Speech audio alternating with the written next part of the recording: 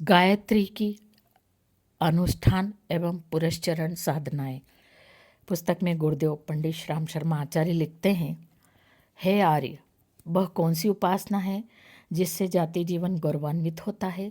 इस पर गोपद ब्राह्मण के रचयिता ने उत्तर दिया, तेजो वे गायत्री, छंदसाम तेजो रथंतरम, सापनामो तेजश्चतु, विश्वस्तो माना तेज एवं तत्सम्यकम दधाति पुत्रस्य तेजस्वी भवति।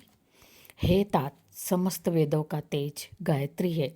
सामवेद का यह छंद ही 24 स्तंभों का वह दिव्य तेज है जिसे धारण करने वालों की वंश परंपरा तेजस्वी होती है। हिंदुओं के लिए अनिवार्य संध्या वंदन की प्रक्रिया यहीं से प्रारंभ होती है। इस ब्रह्म तेज को धारण करने वाली हिंदू जाति को शौर्य, साहस और स्वाभिमान की दृष्टि से कोई परास्त नहीं कर सका। यहाँ का कर्मफल विख्यात है।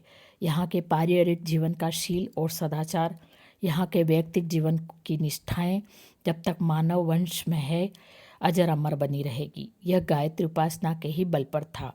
यह दुर्भाग्य ही है कि कालांतर में इस पुण्य परंपरा के विश्रृंखलित हो जाने के कारण जाति जीवन निस्तेज और निष्प्राण होता गया। किंतु युग निर्माण योजना ने अब उस अंधकार को दूर कर दिया है। लंबे समय तक उसे अपनी आजीविका का साधन बनाकर बंदी गृह में मिथ्या भ्रांतियों में डाले रखकर उस महान विज्ञान से वंचित रखा गया। अब वैसा नहीं रहा।